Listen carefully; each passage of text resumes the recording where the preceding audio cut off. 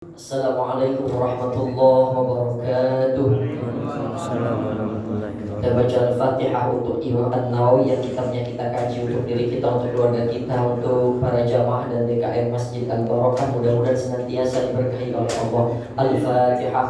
A'udzubillahi minasyaitonir rajim. Bismillahirrahmanirrahim. Alhamdulillahirabbil alamin arrahmanir rahim maliki yaumiddin. Iyyaka na'budu wa iyyaka nasta'in ihdinas siratal mustaqim siratal ladzina an'amta 'alaihim ghairil maghdubi 'alaihim waladdallin. Amin. Bismillahirrahmanirrahim. Alhamdulillahil hadi liman yasha'u bifadlih al-mudillu liman yasha'u bi'adlih. Salatu wassalamu ala man la nabiyya min ba'dih Sayyidina Muhammad wa ala alihi wa sahbihi. Amma ba'du, fayaqulu Allah ta'ala fi kitabihil aziz. A'udzu billahi minasyaitonir rajim. Bismillahirrahmanirrahim. Qalu subhanaka la ilma lana illa ma 'allamtana innaka antal alimul hakim. Para jamaah yang dimuliakan oleh Allah, kita berada di halaman 111, hadis yang ke-9, riwayat dari Ummul Mukminin Ummu Salamah Hindun binti Abu Umayyah Hudzaifah Al-Makhzumiyah.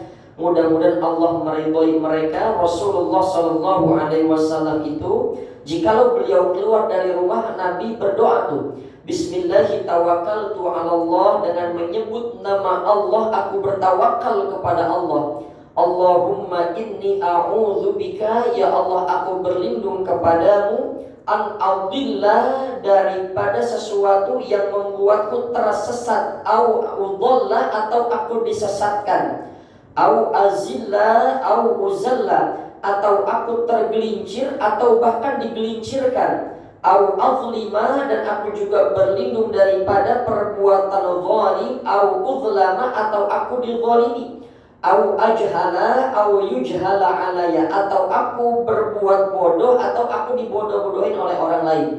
Ini doa yang dibaca oleh Rasulullah sallallahu alaihi wasallam. Nah, maka dijelaskan dalam kitab ini supaya dianjurkan ketika kita membaca doa keluar rumah itu minimal kita membaca Bismillahi tawakkaltu 'ala Allah la haula wala quwwata illa billahil aliyyil azim. Sebab kejahatan manusia itu ada di mana-mana.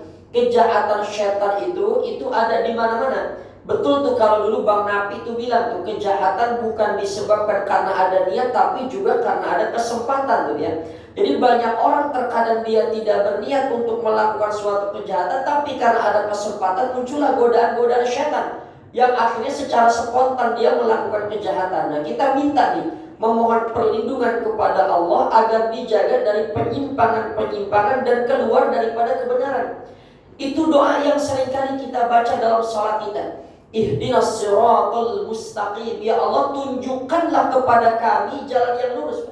Ihdinas siratal mustaqim, tunjukkanlah kami jalan yang lurus. Itu dalam kitab tafsir munirnya Prof. Wahbah Zuhaili, kenapa disebutkan kata kami? Bukan tunjukkanlah kepadaku jalan yang lurus, tapi tunjukkanlah kepada kami jalan yang lurus. Menggunakan kata kami itu bermakna berjamaah. Karena orang ketika dia berdoa meminta dalam keadaan berjamaah, maka potensi doanya itu akan lebih cepat dikabulkan oleh Allah. Jadi adanya kita tuh selamatan zikir, mengumpulkan orang-orang untuk doa bersama, karena dengan berdoa bersama potensi doanya itu lebih cepat diijabah oleh Allah. Bisa saja kita kumpul begini, doa-doa kita ini lama diijabahnya. Tapi karena ada satu orang baik, ada satu orang soleh, ada satu orang yang dia rajin berdoa ibadah kepada Allah, gara-gara satu orang itu tuh doa kita diijabah oleh Allah. Maka menggunakan ihdinas siratal mustaqim, tunjukkanlah kepada kami jalan yang lurus. Ini juga bermakna supaya kita mendapatkan kebaikan, supaya kita beribadah, supaya kita masuk surga, enggak cuma sendirian, tapi kita mendoakan orang lain juga supaya orang lain itu masuk sama-sama dengan kita ke dalam surga.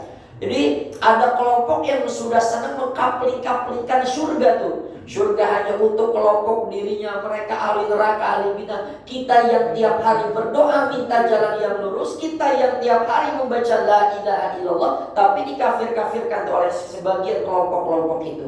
Nah, jadi Dalam hidup itu kita butuh hidayah dari Allah. Itu yang kita minta, ihdinas siratal mustaqim. Tunjukkanlah kepada kami jalan yang lurus. Jalan siapa yang lurus itu? Ditafsirkan dalam ayat lain, siratal ladzina an'amta alaihim, yaitu jalan orang-orang yang telah Engkau berikan nikmat ya Allah. Siapa mereka orang-orang yang diberikan nikmat? Minan nabiyyin, yaitu para nabi. Wasiddiqin, orang-orang yang membenarkan, yang ikut kepada nabi. Wasyuhada'i wassalihin, orang-orang yang syahid dan orang-orang yang saleh. Jadi ada minan nabiyyin, kemudian as-siddiq, kemudian syuhada, orang yang mati syahid, derajat terakhir wassalihin, orang-orang yang saleh. Wa hasuna ulaika rafiqatu, orang-orang yang mulia. Ya, jadi ghairil maghdubi alaihim waladdallin, jalan yang lurus itu selain jalan orang-orang yang Allah sesatkan tuh. Ya, maka kita minta, ya Allah, tunjukkanlah kepada kami jalan yang lurus ya. Jadi dengan turunnya Nabi, turunnya Al-Quran itu adalah hidayah. Karena terjadinya penyimpangan agama itu disebabkan karena kita jauh dari petunjuk agama. Maka terjadi kekosongan Nabi itu ketika Nabi Isa berjarak kepada adanya Nabi Muhammad sekitar 300 tahun lebih. Itu jarak antara Nabi Muhammad dengan Nabi Isa. Jadi Nabi Isa pun membawa ajaran yang dibawa dari Nabi Ibrahim yang disebut dengan Hanif. Ya, maka Nabi Ibrahim itu membawa agama yang Hanif, agama yang lurus, agama Islam. Barulah ketika terjadi kekosongan para nabi antara Nabi Isa dengan Nabi Muhammad, itu dalam kitab Sirah dikatakan ada orang namanya Amr bin Luhai. Dia pergi dari Mekah menuju Syam. Ya, untuk dagang, untuk suatu kepentingan dia pergi tuh. Nah, itu ketika dia berada di sebuah daerah tuh, dia melihat ada orang-orang tuh di daerah luar kota Mekah, mereka itu menyembah berhala. Mereka menyembah berhala, mereka minta hujan, mereka minta panas, segala berbagai macam cara. Akhirnya yang namanya Amr bin Luhai ini dia punya ide, bagaimana kalau saya membawa patung saja ke kota Mekah. Ya, dengan kalau saya bawa patung ke kota Mekah ini supaya doa saya dikabulkan. Makanya di patung yang terkenal itu ada Hubal, ya ada Lata, ada Uzza, ada Mar dan seterusnya tuh. Jadi bawa penyimpangan itu ketika ada orang pergi keluar, ya kemudian dia datang dari luar dia bawa berhala kota Mekah. Maka dulu di sekeliling Ka'bah itu ada sekitar 360 berhala, kebanyakan Tuhan kan. Tuhannya sampai 360 Tuhan, 360 berhala. Sampai Umar bin Khattab sebelum masuk Islam dia bikin berhala, bikinnya dari kurma. Jadi dibentuk kerangka-kerangka seperti ini, dibentuk kerangka-kerangka, dia tancap-tancapin kurma tuh. Dia sembah, dia sujud, dia berdoa. Nanti kalau dia lapar, dia ambil tuh kurma dari patungnya tuh satu-satu. Maka Umar bin Khattab tuh kalau lihat orang yang begitu, dia ketawa, ya Allah dulu saya begitu tuh. Itu Umar bin Khattab tuh. Jadi kita minta hidayah dari Allah. Nah, makanya ketika terjadi kekosongan antara Nabi Isa dengan Nabi Muhammad, lalu bagaimana status orang-orang yang di tengahnya ini? Itulah yang disebut dengan ahlul fatrah. Ahlul fatrah itu orang yang hidup tetapi di tengah-tengahnya tidak diturunkan Nabi. Itu namanya ahlul fatrah. Nabi Isa wafat, kemudian lahirlah orang-orang, lahir bayi yang hidup itu, kemudian dia berjarak kepada Nabi Muhammad pun sangat jauh, 360 tahun. Dia hidup tanpa adanya Nabi, tanpa adanya kitab suci, tanpa adanya petunjuk. Adapun agama yang dibawa oleh Nabi Isa sudah diselewengkan oleh sebagian orang sehingga terjadilah penyimpangan-penyimpangan. Itu statusnya namanya ahlul fatrah. Makanya Nabi Muhammad punya ibu, Nabi Muhammad punya ayah, punya kakek. Statusnya itu Nabi Muhammad itu punya ayah, punya ibu, ya punya ayah, punya ibu, itu hidup disebutnya dengan ahlul fatrah. Jadi Nabi Muhammad punya ibu, ya ibunya itu dan ayah itu disebut dengan ahlul fatrah. Kalau kakeknya tidak, karena kan kakeknya sempat merawat Nabi Muhammad. Nah, jadi orang yang hidup sebelum kenabian Nabi Muhammad dan hidupnya atau setelah Nabi Isa terjadi kekosongan kenabian, namanya ahlul fatrah. Dia tidak terkena hukum, dia tidak terkena azab dari Allah. Nah, maka itulah kenapa kalau ada orang yang mengatakan bahwa ayahnya Nabi di neraka, itu terjadi kesalahpahaman dalam hadis. Karena kata ayah itu digunakan oleh orang Arab bukan ayah saja, tapi bermakna paman. Nah, jadi bahkan ada yang mengatakan ayahnya Nabi Ibrahim pun pembuat patung. Dikritik oleh sebagian ulama hadis bahwasanya ayahnya Nabi Ibrahim itu bukan Azar. Azar itu adalah pamannya Nabi Ibrahim, pembuat patung. Sebab nasabnya Nabi Muhammad sampai Nabi Ibrahim sampai Nabi Adam itu dijaga oleh Allah. Ya, bernasab mulia, bernasab suci. Jadi Azar itu tuh bukan bapaknya Nabi Ibrahim, tapi pamannya Nabi Ibrahim. Ayahnya Nabi Ibrahim siapa? Bernama Taruh. Tapi yang mengatakan ayahnya Nabi Ibrahim itu pembuat berhala, dia mengatakan justru Taruh itu adalah nama lain dari Azar. Tapi kita ambil pendapat ulama yang hati-hati bahwa ayahnya Nabi, ibunya Nabi hidup di masa Ahlul Fatrah, tidak terkena siksa, dan karena pada saat itu belum diturunkan yang namanya kenabian atau ajaran-ajaran agama, itu disebut dengan Ahlul Fatrah. Ya. Jadi kekosongan kenabian itu terjadi banyak penyimpangan. Lantas apa gunanya kita berdoa dengan mengatakan Allahumma hdinas siratal mustaqim, tunjukkanlah kepada kami jalan yang lurus. Bukankah ketika kita sudah mendapatkan beragama Islam berarti kita sudah diberikan hidayah? Betul, kita sudah mendapatkan hidayah, tapi terlalu banyak hidayah-hidayah yang belum kita dapatkan. Orang berislam itu sudah dapat hidayah, tapi pertanyaannya apakah dia sudah rajin sholat atau belum? Hidayah keislaman dia sudah dapat, tapi hidayah untuk beribadah dia belum dapat. Maka ada Imam Al-Ghazali membagi ada hidayatul irsyad. Hidayatul irsyad itu hidayah umum, turunnya Nabi, turunnya Al-Quran, itu hidayatul irsyad umum kata Imam Al-Ghazali. Ya, itu umum. Ada namanya hidayatul taufik. Hidayatul taufik itu hidayah untuk orang Islam yang dia masih malas-malasan, ketika dia mendapat hidayatul taufik, dia rajin beribadah. Jadi kita ini jujur saja menurut penelitian kebanyakan mayoritas agama Islam kita adalah Islam KTP. Ya, Islamnya Islam KTP. Oh, tapi itu pun tidak perlu dijauhi orang-orang yang berislam dengan Islam KTP. Justru karena orang-orang yang Islam KTP lah Indonesia ini jadi muslim mayoritas. Ya. Gara-gara Islam KTP itu kita menjadi muslim, orang-orang Islam yang mayoritas. Tinggal dibina saja supaya dia rajin beribadah gitu. Karena Nabi nanti akan membanggakan bahwa inilah umatku itu dalam keadaan banyak. Maka kata ulama itulah punya anak biar banyak. Tapi kalau sesar kan mentoknya 3 anaknya tuh ya. Jadi Nabi itu akan bangga dengan umatnya. Jadi ada di Islam KTP itu bukan kita musuhin, bukan. Justru dengan adanya mereka kita menjadi mayoritas. Cuma mereka belum mendapatkan hidayah taufik, belum mendapatkan hidayah untuk merasakan nikmatnya beribadah, itu namanya hidayah taufik. Jadi orang itu tahu sholat ini wajib, puasa Ramadan wajib, tapi belum mendapatkan hidayah taufik. Tapi belum mendapatkan hidayah taufik ini itu bukan jadi alasan. Bukan jadi alasan saya belum dapat hidayah, bukan begitu. Kalau kita tahu nggak ini wajib, tahu ini dosa, tahu, berarti sudah mendapatkan hidayah, cuma males tuh. Ya. Jadi kalau dibilang ini dosa, dia tahu ini dosa, dibilang ini pahala, dia tahu ini pahala, hanya saja malas tuh. Dia tahu, tapi alasannya belum dapat hidayah, padahal hidayah mah sudah ada.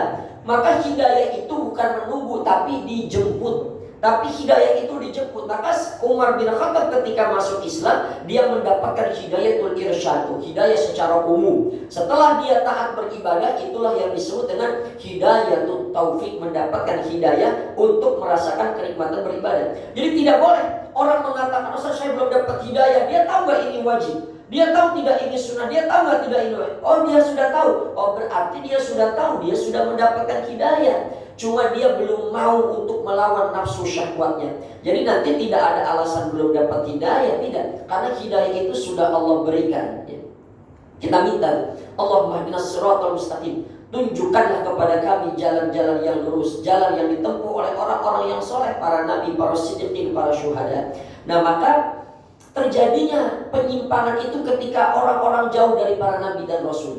Begitupun saat ini penyimpangan itu terjadi ketika orang-orang itu sudah jauh dari nilai-nilai agama, Pak. Contoh saja tuh, itu sekarang ada komunitas, Pak. Komunitas laki-laki dan perempuan yang mohon maaf senang berhubungan badan dengan saudara kandungnya sendiri. Jadi dia merasa nikmat berhubungan badan dengan adiknya atau kakaknya sendiri lawan jenis. Itu sudah ada komunitasnya ternyata.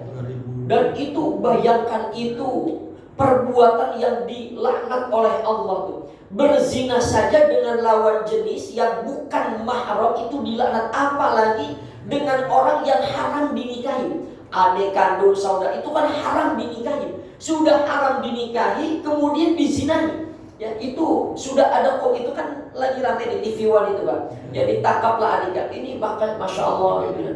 Setan aja gak pernah melakukan perbuatan kayak begitu.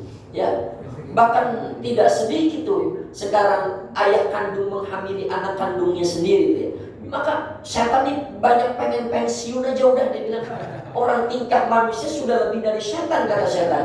Kalau ditanya kenapa, saya kelantasan setan, dia jadi setannya gitu. Ya. Maka ketika kita jauh dari nilai-nilai agama, itu yang terjadi adalah penyimpangan hidup.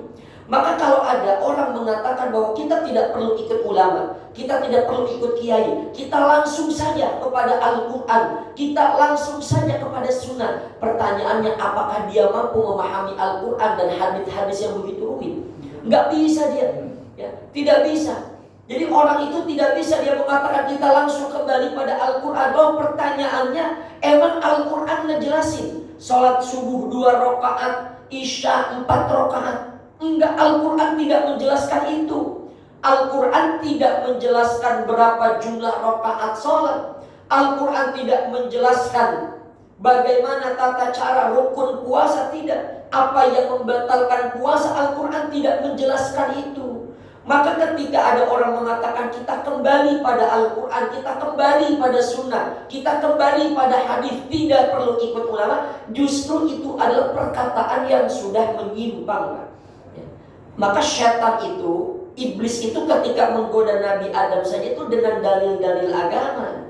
Ya, dengan dalil-dalil agama dia pakai sumpah. Wallahi, dalam Al-Quran dikatakan tuh, iblis itu bersumpah menggunakan nama Allah untuk menggelincirkan Sayyidina Adam dan Sayyidati Hawa.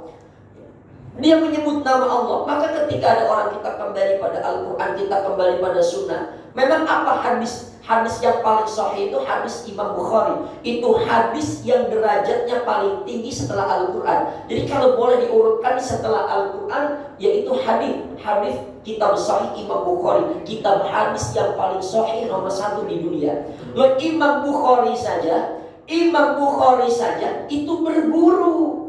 Padahal Imam Bukhari itu punya kecerdasan hafal 600.000 hadis. Hafal 600.000 hadis. Tapi Imam Bukhari pun punya guru. Lantas orang yang tidak pernah belajar agama, dia mengatakan kembali pada Al-Quran, kembali pada sunnah, dia sudah keluar untuk mendapatkan hidayah dari Allah. Imam Syafi'i, ada orang mengatakan gak perlu kita ikut imam madhab. Imam Syafi'i itu umur 7 tahun sudah hafal Al-Quran. 10 tahun itu sudah hafal kitab Muwatta Imam Malik, gurunya.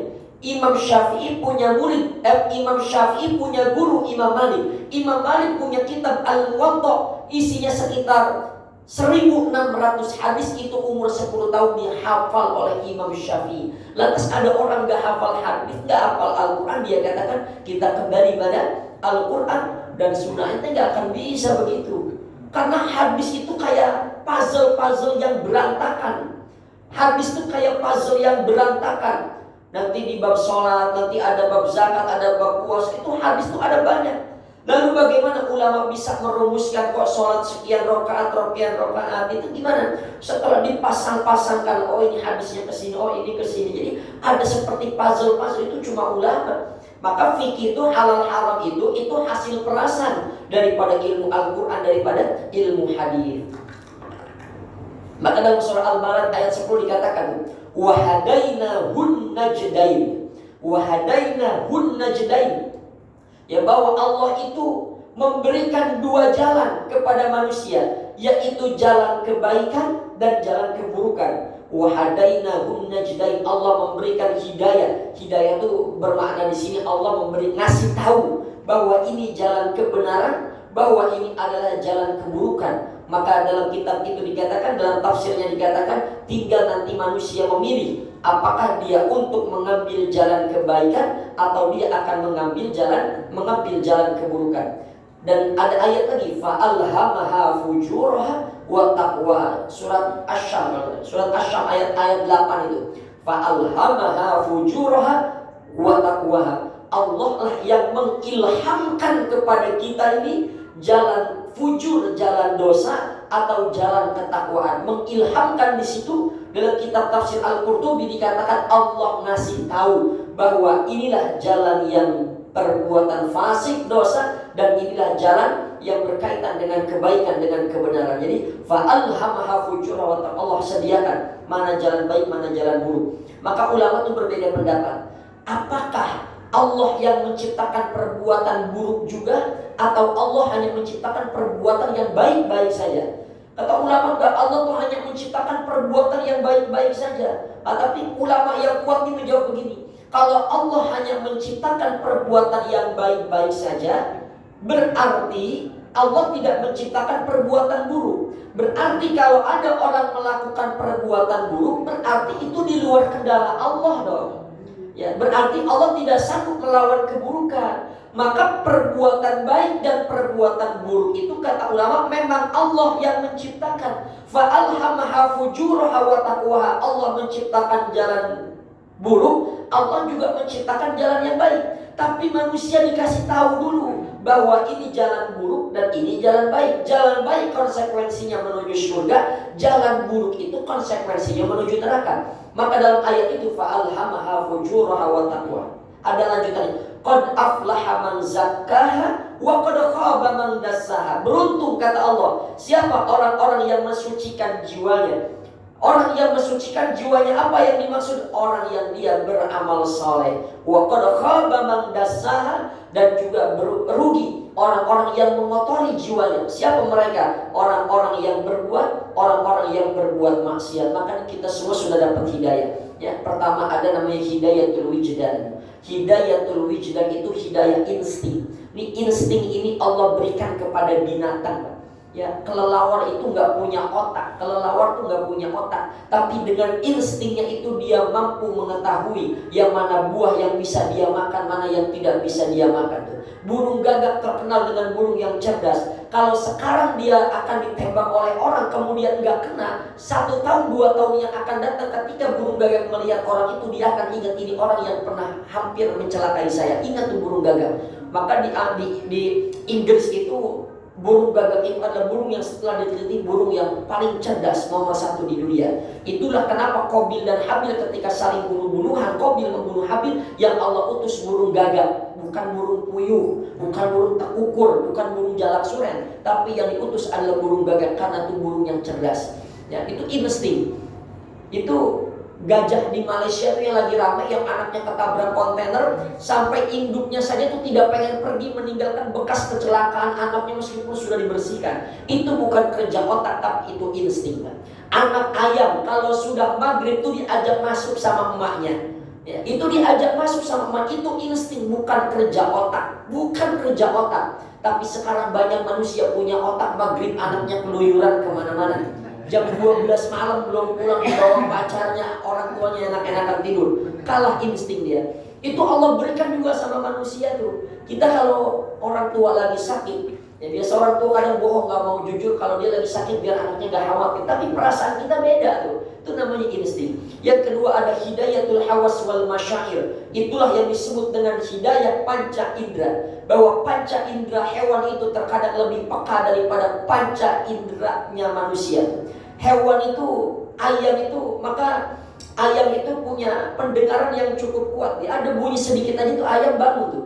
Kalah dengan kita. Kita tuh kalau alarm saja tuh kadang kita nggak bangun-bangun. Alarm pertama bunyi kita matiin, alarm kedua kita matiin, alarm ketiga kita baru bangun tuh. Ya, jadi kalah tuh kita dengan panca inderanya binatang saja tuh kita masih kalah. Maka jujur saja tuh anjing itu sebetulnya lebih cerdas, Pak. Anjing itu disebut hewan yang cerdas.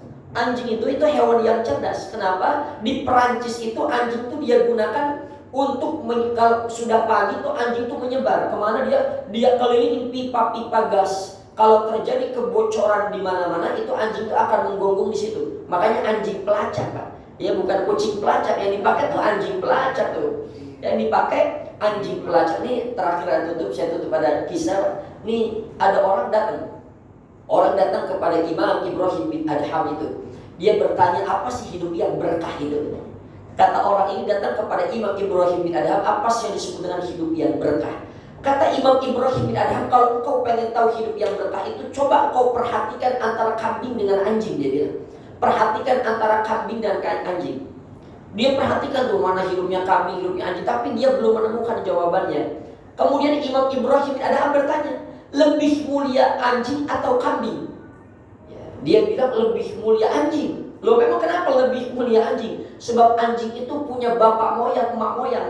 Bapak moyang, emak moyangnya itu ada di surga nanti. Siapa? Anjing yang ikut dengan Ashabul Kahfi, kata orang ini. Oh iya, benar juga ya. Anjing itu mulia tuh. Yang ikut Ashabul Kahfi itu nanti anjing bakal masuk surga. Hewan-hewan itu kalau sudah di padang mahsyar, nanti Allah jadikan debu, Allah jadikan tanah tuh. Dia gak hidup lagi. Allah jadiin debu, jadi tanah. Tapi anjingnya Ashabul Kahfi gara-gara ikut sama orang soleh, cinta sama orang soleh, dia masuk ke dalam surga. Dia masuk ke dalam surga. Terus dia bilang lagi, yang kedua, anjing itu hewan yang pintar.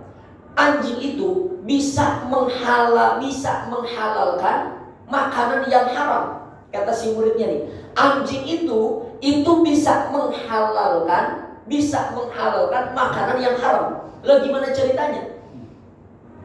Kalau ada anjing yang dia menggigit makanan atau anjing yang sengaja dia membunuh hewan loh, itu haram kita makan. Tapi kalau anjing itu anjing pinter, anjing buru, anjing yang memang kita ajarkan untuk memburu. Kan ada sekolah anjing nih Pak, itu di Jakarta itu tiap pagi tuh ada sekolah gede, itu orang turun bukan bawa anak tapi bawa anjing. Jadi ada sekolah namanya sekolah anjing. Ya, itu turun dia buat sekolah. Itu bayarnya pun lebih mahal. Masuknya saya kalau tidak keliru saya dapat informasi 75 juta. Ya, kok kalah kita anak masuk Al-Hasan, Nurul Hasanah kalah itu. Itu sekolah anjing 75 juta biaya masuknya, itu yang saya tahu informasinya.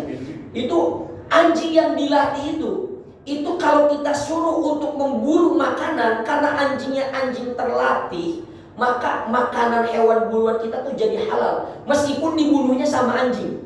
Ya, kalau anjing nggak terlatih itu jadi haram. Tapi kalau anjing yang terlatih, ya kita katanya itu kalau anjing mau kita minta untuk memburu, tinggal kita tepuk kedua pahanya, kita tatap mata dia, kita begini, kita tatap mata anjing, kita colok mata kita begini, kita begitu tuh. Oh, artinya saya harus memburu itu.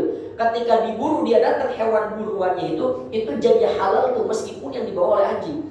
Jadi dia bilang tuh anjing itu berkah hidupnya, cerdas, kata muridnya. Anjing itu hidupnya cerdas, bisa menghalalkan makanan yang tadinya haram. Tapi kata Imam Ibrahim bin Adham, tapi ada satu kurangnya anjing. Apa itu? Anjing itu kalau dari habis maghrib sampai jam 2, jam 3 dia masih melotot, begadang. Tapi nanti udah mau dekat subuh sampai pagi itu anjing tidur, tepar. Ya, itu anjing tepar. Itu anjing tidur. Maka anjing itu kehilangan keberkahan ketika dia tidur mendekati waktu subuh. Tapi kalau kambing katanya, dan ini sudah diteliti, sudah ditanya sama pakar-pakar kambing. Kambing itu kalau jam 8 sampai ke atas udah tidur aja udah.